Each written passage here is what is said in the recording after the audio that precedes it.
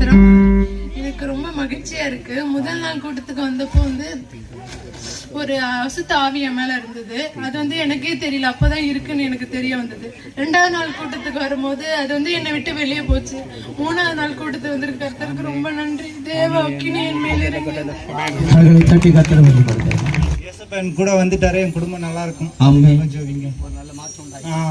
கைகளை தட்டி கர்த்தருக்கு ஸ்தோத்திரம். எனக்கு உடம்பு முடியாம இருந்தது, 2 நாளா சரியாகல. ஆனா இன்னைக்கு எனக்குள்ள ஏதோ ஒரு உற்சாகமான ஆவி நான் பலவிதமான பாஷைகளை பேச கர்த்தர் என் மேல் இறங்கியதா அவர் கோடி கோடி ஸ்தோத்திரம்.